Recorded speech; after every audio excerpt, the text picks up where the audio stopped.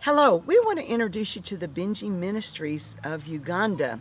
My name is Eleanor White. I'm from the United States. Yeah, I'm Fazila from Uganda. We work together with Madam Elinor from United States of America. And together we formed the Benji Ministries. In the U.S., our organization is called the Benji Cooperative, and in Uganda, it's called the Benji Development Initiative. But we work together. Yeah. And we are working to change Uganda, changing one heart at a time.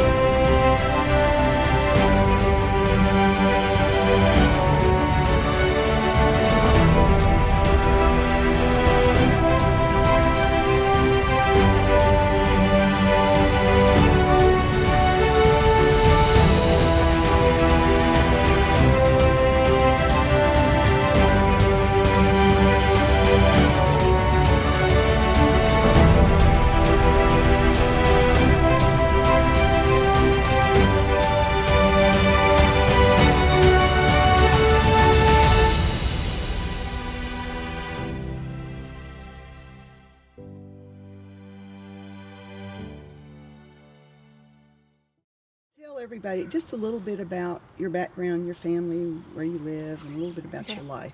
So my name is Jenessa and I'm 21. And my name is Amberlin and I'm 26. And we are from Alberta, Canada. We have a mixed farm. We grow most of our own food, our own meat, hay farming. We are also all entrepreneurs. Yes. And so we have our individual businesses that we are working at growing and establishing. And we have a website called Four Seasons North and a YouTube channel as well called Four Seasons North Beagle Family, where we share lots of the things that go on the farm and just what we do as a family. So, how did you first hear about the Benji Cooperative Ministry in Uganda? We saw a interview that Eleanor did with PD from the YouTube channel Rise on Fire. That was in October. We listened to it and it just really blessed and encouraged us. We learned that the Benji was a small ministry, like very small, just a few people operating it. And this last 8 months, just more ministry and helping those in need, specifically widows and orphans, has been deeply impressed on our hearts, especially us siblings. And we were praying that God would show us where the widows and the orphans are. Mm-hmm.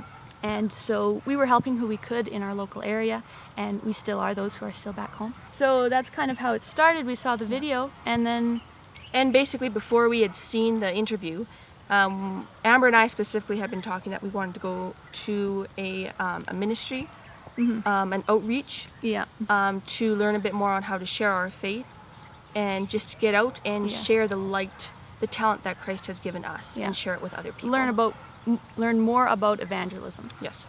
So that was back a few months ago, and we heard from you in right in the end of November? End of November. Right at the very 2023. end. So what happened from when you saw the interview to when you reached out to us? The interview, it really touched my heart. And I was like, oh, this would be something so cool to maybe help with. Maybe sometime we'll reach out and see if they need help.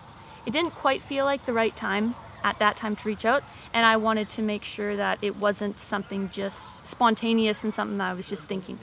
And so I prayed about it, and a couple months later it was still kind of there, and so I decided to reach out through Facebook, and Jenessa was there, and we were like, well, maybe we could do it together, because different things have been on your heart as well.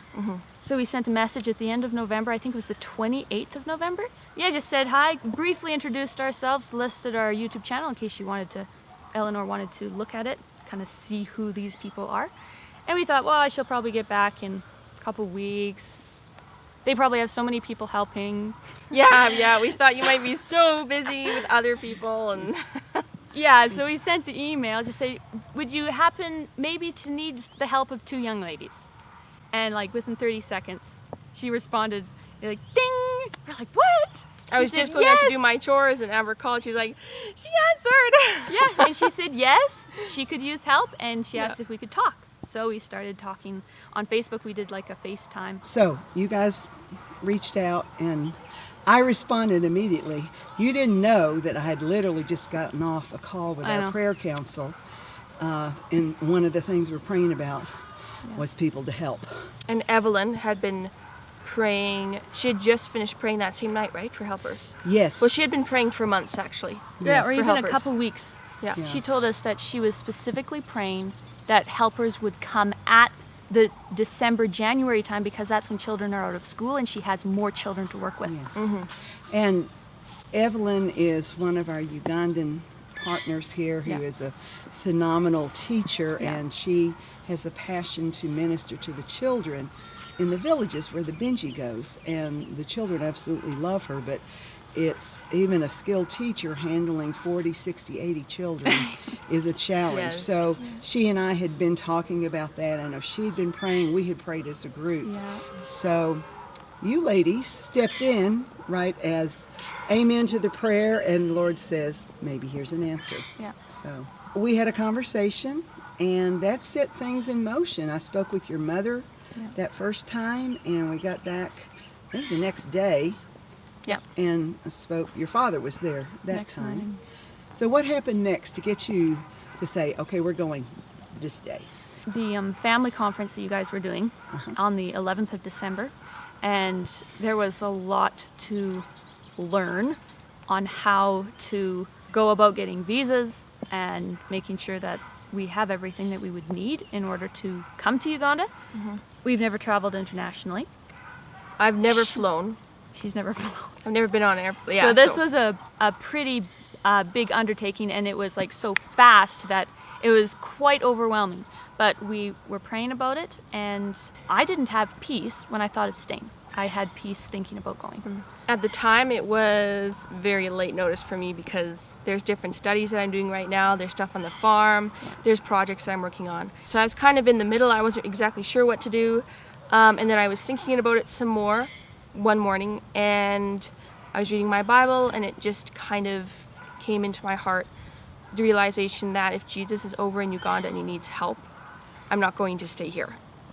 And one of the verses that kind of helped me with that as well is Jesus says, where I am, there also will my followers be also. Yeah. Which is very interesting because where Jesus is, where he maybe is needing help, he knows that his followers are going to be looking for those places. They're going to be looking for the people that need help. Yeah. And right after you had your Bible study, I was up having my Bible study upstairs. And she comes in, knocks on the door, and says, Amber, I'll go. Because Jesus needs help in Uganda. And I didn't want to go by myself. And so it just worked out perfectly. Yeah. And we haven't even, like, we're close. We get along excellent. Yes. But generally, we don't hang out together. It's really funny because it's one of those, it's always been pretty much smooth sailing for us. Like sometimes we'll like have we- the up and downs, but we've never really done anything together. Yeah, so Which is it was just interesting. really special that we could spend this time as sisters. Yeah, And it was really do the special. traveling. Yeah. It was crazy, and it went so smoothly. It was so much Her fun. visa was like the day before it came in, and we had already left home because we were flying out from Edmonton, and we live 5 hours away. So it was, and it just went so smoothly. So we went from our first conversation on November 28th, and you arrived in Uganda on December 15th. I encourage people to check out their channel. They have made videos about their travel journeys that Yeah. are quite interesting. and Yeah. and so you arrived. We had a grueling 6-hour trip Yeah. from the airport because of incredible traffic. Crazy traffic. 75 miles took us 6 hours to travel. What has Uganda done to you since you got here? It's really broadened my perspective of the world. Yes. The world is so big, and there's so much diversity in it. And yet, the same earth that we walk on in Alberta is the same earth that's here. And it's just something, like, it's so different, and yet it's the same. And all these people, God looks down on all of us. And it's pretty incredible for me to see the need that is here. Yeah. There's incredible need with the orphans and the widows. There's lots of need everywhere, and everyone needs to be sensitive to what God is calling them to do in their local areas, being able to minister to the children and show them love. It's been so special to be a part of that, the part of those children's lives, to share the gospel, explain some of the spiritual world, which is so real when you're at that age for them, because so many of them are like 5 to 13, 14. And to be able to just realize, because you're not just teaching them, you're not just reading out a story. You're explaining like something so much deeper with your walk with Christ when you're going to take it seriously. And you can really expound on that, and you can take different things from your personal life and you can help explain that to them, because you're talking to like an individual. There's individuals in the whole group. It's not just a whole group of children that you're talking to. It's individuals who need help, who need direction, and it's just so cool that we're able to influence them and help them and teach them different things that we've found and from the Bible. It's just so special. And just be there to show them love. Yes. Yeah. You're about halfway through your month here. Yes. Yeah. Approximately. 2 weeks left.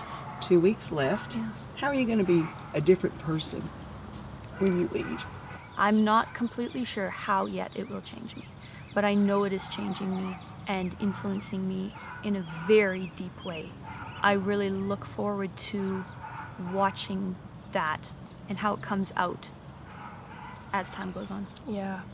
For me, one of the biggest places it's influenced me is at the moment just getting out of my comfort zone and learning how to share, how to articulate, looking at all the people that we're dealing with, all the children, as individuals who are on their journey with Christ. Because really one of the other things that made me not want to come, or made me hesitant to come, was because I've not dealt with children. We've grown up in our family. Our youngest, he was a baby, like I don't even remember when he was little. So I basically had no experience with children whatsoever. So this was totally out of anything that I'd ever experienced or knew about anything. So I'm really excited to see how that just continues to change me in the area when we get home. Would you say your experience so far has impacted your relationship with the Lord? For me, it's been definitely a push to seek Him more. Just the whole thing of getting out of your comfort zone, going to a completely new country, completely new continent. It has stretched both of us incredibly, and it's been so good. We've learned so much. Something really beautiful. We were all by ourselves in the Toronto airport, and it was like 12 o'clock at night, and it was empty. And it'd be so easy to feel insecure and like unsafe. You don't have anyone there to protect you or something, right? And it was very clear in my mind that night. I've just felt so safe. And I just felt God was just right there protecting and watching over us. And it is so beautiful to be in a completely different place. You don't know anyone. Like, they look so different. The culture is so different. And yet, God is right here and He's protecting us. And we don't need to be afraid. And it's just so beautiful to be in that position of unsafety, but be able to experience the comfort that God has around us. It's amazing. Yeah. And it's in the moments of discomfort, and I think when you get out of your comfort zone, that we can really learn to trust Yeshua. Also, I was thinking of this the other day, is I'm still the same person that I was at home. Just because I'm in a new environment doesn't change my tendencies or the way I think or the fears that I have. And so no matter where you're at, changing your circumstances doesn't change who you are. You change who you are where you are at right at that moment, because it's what you choose in your heart. That's why you can't run away from anything, because you are that thing. Everything sticks with you wherever you go. Yeah. You have to deal with it. Just interesting. Yeah. Yeah. Do you think there will be other mission trips for you in the future? There will be more mission trips. I would really like to experience many different mission trips and helping different ministries. And I look forward to supporting the Binji more and where God is going to take that. I look forward to that. The orphans here, it's been very, it's really touched my heart with how much need there are for them. They don't really have anyone here to love them, and that's been actually hard. It's been very hard to see that and realize that, and that's definitely something. It's just really, it's changed me in that area, which I would like to come back and see them. So what would you say to somebody that might be feeling challenged to get out of their comfort zone? Go for it. Yeah. If God, if you feel like that's something that God is calling you to, and if you're seeing things in your life like maybe here God is asking you to maybe do it, and He's reminding you, and it's those little reminders, it's those little nudges, do it. Yeah, seek Him, ask Him what He wants you to do, because when we are followers of Christ, we are no longer our own, and we are required to be Yeshua's, Jesus' hands and feet and His mouth to other people. It's a huge responsibility. And the good news that He's given us is like the talent. We can either stay at home and hide it, not share it with anyone, and we can just be good Christians and not do anything for anyone and not ruffle anyone's feathers, or we can take that talent and we can go out and share it with people. And multiply it. Yeah. And it grows. Do you have any last words you'd like to share? I've been really blessed by just seeing the hearts of the people behind the Binji. Yes. Eleanor and Fazira, which is Musamba and Evelyn's mom, and also Eric and Martha, and just how the ministry here in Uganda was planted in Fazira's heart years ago. And she started to just minister to the people in her area, going out to different villages, helping the widows, taking orphans into her home, taking care of them, loving them, feeding them, and going to the hospitals and praying for people. And that's what started the Binji. Yes. It's so beautiful, and the hearts of her children and how they are assisting in the ministry is just really beautiful. It's really beautiful. It's a family effort. It was very encouraging when they were telling us. Just Fazira, she just started going to the hospital. She felt like she had to go there and she would pray for people. She'd pray who she felt like she needed to pray for first. And then those people were connected to the villages. And then they contacted her to come and share in the villages. And then Eleanor, you got in contact with Musamba. Well, actually, through my your son. Your son. connected with Musamba online. They began talking and both said, our mothers need to get together. They're both Bible teachers. I really love the small and personal aspect of the Binji. It's just ordinary people giving where they can, helping financially, helping with their prayers, supporting spreading the news, spreading the word about the Binji is really beautiful. Yeah. Well, thank you for taking time. I just thought it was so interesting how God orchestrated our connection and then your arrival here and what He's already done, and looking forward to seeing in these last couple of weeks what else He has in store. So thank you for being willing to sit down and share. And, Yes, our pleasure. And let's be sure and put in links below this video your travel videos and maybe the interview with Rise on Fire and some things, and just encourage people to explore and see what the Father has for them. Yes. Yeah, we really encourage you to check out the Binji and just see if there's even some children, local children here that you could personally sponsor with school or with feeding or housing. Yeah. Well, thank you, ladies, and it's been a blessing working with you already so far, and good. Look forward to seeing what still is in store in the days to come. Yes. We're only half done. Yeah. I know. Only half. Yes. That means we're just It's getting amazing. started. Yes. The harvest is coming. Yes, Yeah. it's ripe. It's very ripe here. Very, amazing. very ripe. The people People- want yes. to learn. They want to hear. Yes. So thank you. Yes, you're welcome. God Thank you bless for you. having us. All right.